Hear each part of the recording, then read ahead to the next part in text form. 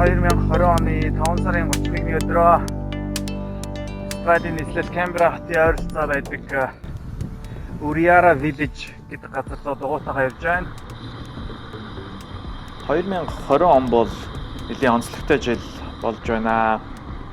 За цар тахал гарснаас хойш миний хувьд ч гэсэн амьдралын хэв маяг нэлийн өөрчлөгдсөн. За түүний дотор ундаг дугуй буюу замын дугуй унах шинэ хоббитэй болсон байгаа. 7 хоногтой ойролцоогоор 100 орчим километрийг дунджаар дугуй унахад зарцуулж эхэлсэн байгаа. За дугуйчдын хувьд Century буюу 100 км-ийг туулах нь өөрийгөө сорих гэдэг утгаараа нэлээд тийм ач холбогдолтой байдаг гэдгийг би олж мэдсэн. За мэдээж Америкт байдаг хүмүүс бол майлаар тооцдог учраас энэ арай их. За 165 орчим километр болж байгаа баг. Өнгөрсөн 7 хоногт буюу 5 дугаар сарын 31-ний энэ хүү бэлэгт сайн өдөр Хүүхдийн баярын өмнө дугуун жигснийхаа 3 сарын ойд зориулаад 100 км лөө буюу Century руу дайраад үзүүл яасан бэ гэж шийдээд дугуйг аваад гарсан энэ хүү бичлэгээ та бүхэнтэйгээ хуваалцаж байна.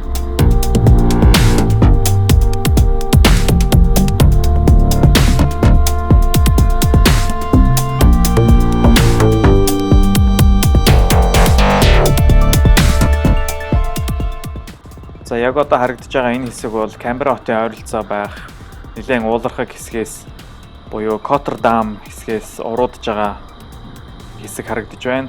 За та бүхэн баруун доод хэсэгт гарч байгаа хурдыг харж байгаа бол 67 км/цаг хурд хүрч хурдалсан.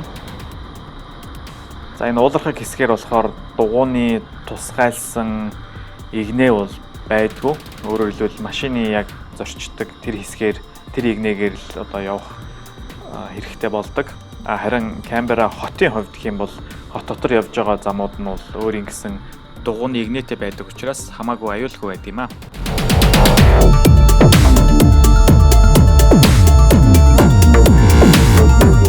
Түрүү хэлсэнчлэн миний хувьд дугуйг анхлан сонирхолж эхлээд удаагүй байгаа учраас та бүхэн ч гэсэн энэ видеоны доор өөрсдийнхөө сэтгэлийг бас хуваалцаасай гэж хүсэж байна. За мэдээж та дугуйчнаас дугуйчнда хандаж өгөх зөвлөгөөнүүд бол байгаа бах. Тэгэхээр та бүхэн эрхүү зөвлөгөөнүүдээ бас харамгүй хуваалцаарай гэж хэлмээр байна. За 100 км буюу энэ хол зайд дугуй унахад бол хамгийн гол асуудал нь бол та бүхэн ч гэсэн сайн мэдж байгаа бах.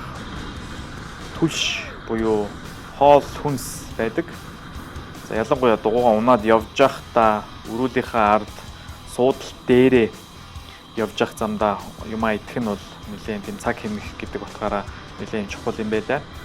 Би бас боломжтой хэрээр бол хоолоо тохируулж авч гарсан гэж бодсон боловч бас зарим үед арай их идэх, за зарим үед яг идэх ёстой хугацаанаас бага зэрэг хоцрох гэх мэт бол тохиолдлууд бол бас гарах шиг болсон. Дугуйчд маань ч гэсэн бас их сайн мэдж байгаа хан мөргөн гэж дугуйчдын хувьд тийм хэллэгээр яригддаг юм байлээ. Сүүл рүүгээ бол бараг л хан мөргөх шахсан тэр мэдрэмжийг бол бараг авсан бахаа л гэж бодож байна. Дугуй унаж ихснээсээ хойш 1 цагийн дараа юмнасаа авч гарсан юмнасаа идэж эхэлсэн. За тэгээд дараагийнхаа 25 минут тутамд унаж байх хугацаанд юмаа ерөнхийдөө нэмж идэж өөрийнхөө хүчийг сэлбэж байсан.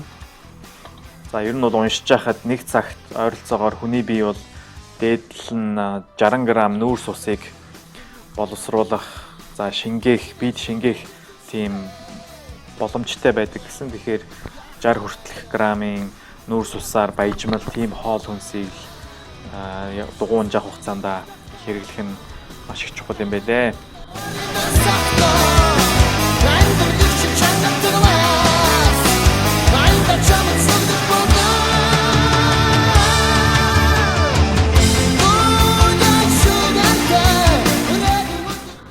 Canberra хотын төвд байдаг Burley Griffin гэдэг нуурыг харахад явж эхэлж байна. Нийт 59 км явсан байна.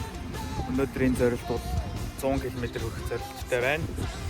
За тэгээд өмнөх миний явж исэн хамгийн хол За бол 66 км явж исэн. Тэг өнөөдөр ямар ч гэсэн 100 км явъя гэсэн төлөвлөгөөтэй байна.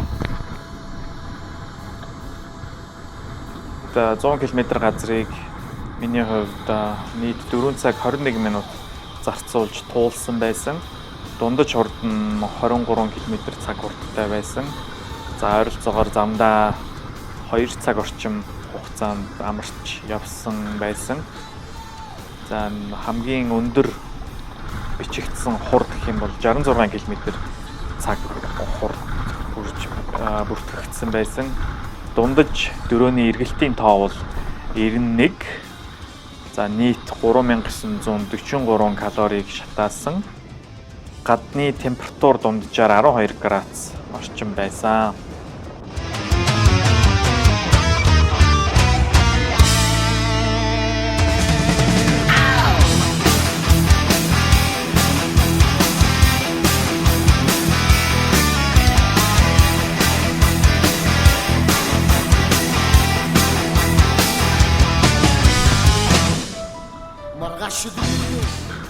Камбера хот бол 1913 онд албан ёсоор байгуулагдаж Камбера хэмээх нэрийг авсан гэж үздэг.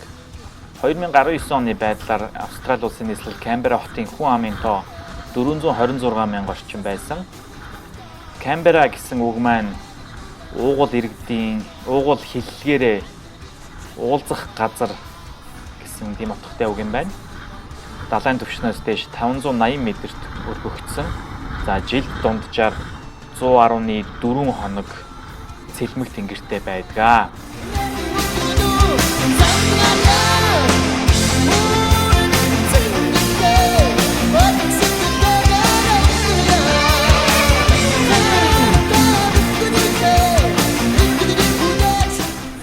Камбера хот бол дугуйчдын хувьд бол деважинл гэсэн үгээ. За дугуйн зориулагдсан зам талбай бол маш сайн хөгжсөн. Түүнийхээ замын арчилгаач гэсэн их сайн хийдгээ.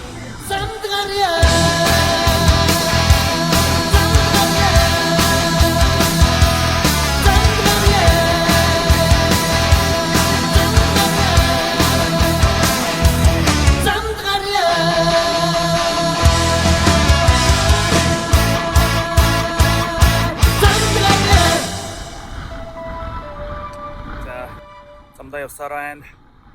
Муура тойрцсон. Одоо гэрлуга 91 хөгж байна да. 92 км явсан байна. Сүүлийн 8 км явсан байна. За гарсан. Түш буюу тийм маань ч гэсэн ерөнхийдөө дуслаа. Одоо ганц хоёр үзэн самар өгч шиг боллоо. Тэгээд сүүлдээ бол нэгэн цуцж байна, ядарч байна. Гэрлуга яг ойрцсон чинь километрийн хэмжээ займаа 100 км хүрэхэрэг болсон. Тэгээ одоо нэлээд тойроо замаар явж километрийн 100 болох. Тойроо замаар явж байна.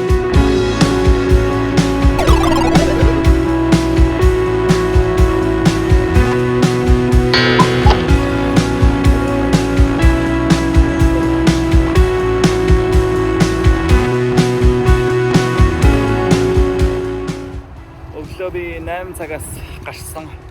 Өнөөдөр 100 км дугуйн өөрийнхөө хувийн рекордыг тогтоо гэж бодсон. Тэгээд ямар ч сан 100 хүрлээ.